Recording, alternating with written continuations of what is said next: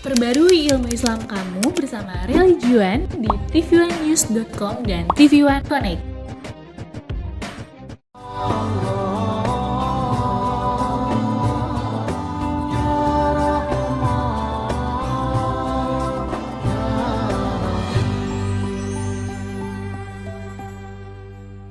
Assalamualaikum warahmatullahi wabarakatuh.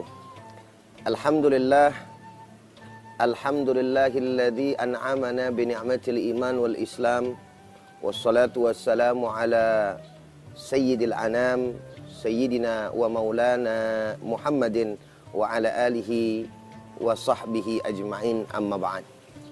Puji dan syukur hanya untuk Allah Subhanahu wa taala Rabbul Izzah.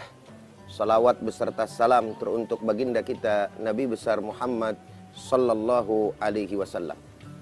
Para pemirsa, Assalamualaikum Nusantara, TV One dimanapun Anda berada. Semoga Allah Subhanahu wa ta'ala senantiasa memberikan kekuatan iman dan takwa kepada kita semua. Di dalam hidup dan kehidupan kita memahami bahwa pasti ada perbedaan di dalam menjalankan agama yang kita anut. Karena perbedaan merupakan satu keniscayaan. Ada dua perbedaan yang harus sama kita ketahui, yaitu perbedaan secara eksternal, yaitu antar agama, dari agama kita maupun agama di luar daripada kita. Dan yang kedua adalah perbedaan secara internal, yakni perbedaan yang ada sesama kita di dalam memahami teks dan juga nas dalil-dalil yang ada di dalam menjalankan kehidupan beragama tersebut.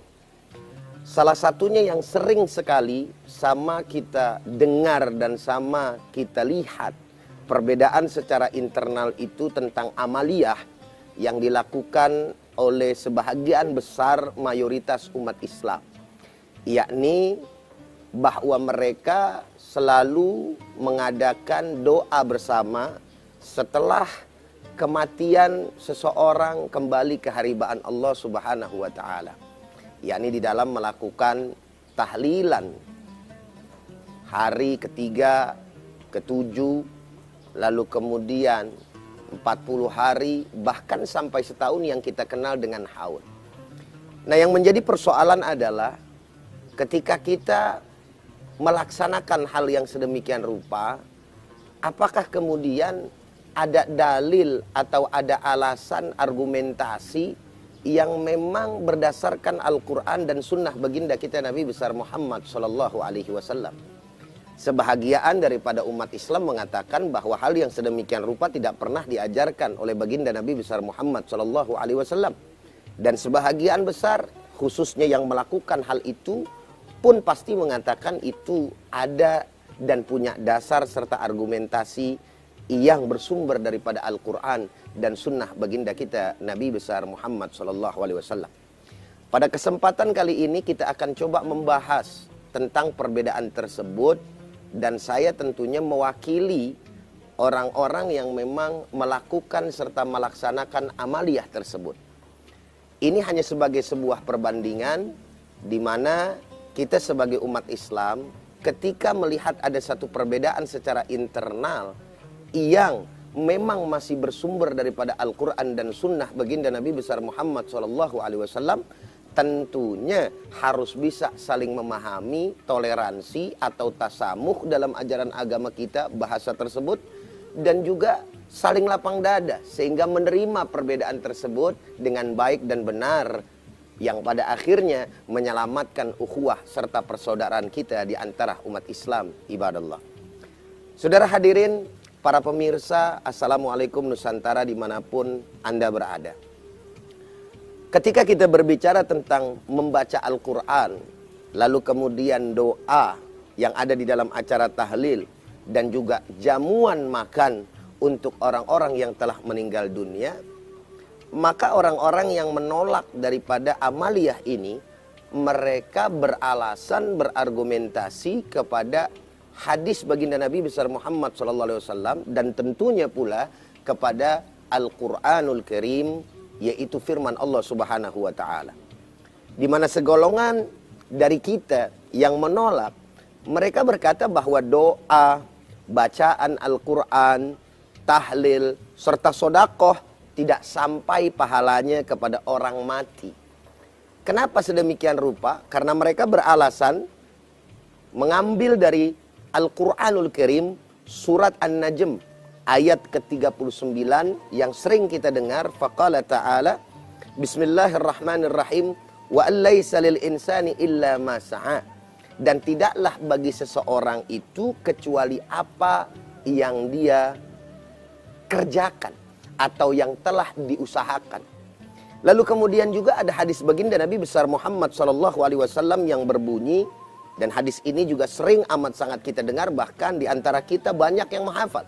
Faqala Nabi SAW, "Idza mata ibnu Adam in qata amaluhu illa min salasin, sadaqatin jariyatin wa ilmin yuntafa'u bihi wa waladin salihin yad'u lahu." Nabi besar Muhammad SAW menyampaikan, apabila cucu anak Adam atau anak keturunan Adam meninggal dunia, terputus amalnya. Yang digarisbawahi sebagai dasar argumentasi mereka adalah terputus amalnya. Kecuali 3. Apa gerangan? Yang pertama adalah sedekah jariyah. Yang kedua adalah ilmu yang bermanfaat. Dan yang ketiga adalah anak yang soleh dan solehah. Dari sekian banyak dalil serta argumentasi, 2 hal ini cukup mewakili orang-orang yang menolak bahwa berdasarkan 2 dalil argumentasi inilah, oleh karenanya apa yang dilakukan oleh sebahagian besar banyak umat Islam dalam melakukan doa kepada orang yang meninggal dunia, lalu kemudian membaca Al-Quran yang pahalanya untuk mereka yang telah meninggal dunia, tertolak dan tidak bisa diterima, dan tidak akan pernah sampai pahala tersebut menurut mereka. Sekali lagi saya sampaikan, menurut mereka, yaitu orang-orang yang menolak. Lalu sebenarnya bagaimana pemahaman bagi orang-orang yang memang melakukan serta melaksanakan? Apakah memang sedemikian rupa maksud dan tujuan daripada 2 dalil ini? Ternyata saudara hadirin, tidaklah sedemikian apa yang mereka juga katakan. Inilah daripada sumber perbedaan pemahaman daripada umat Islam di dalam memahami daripada dalil-dalil nas, baik yang bersumber daripada Al-Quran maupun hadis baginda Nabi besar Muhammad SAW. Yang menarik perbedaan kita para pemirsa, bahwa sumbernya sama, hadisnya sama, lalu ayatnya juga sama.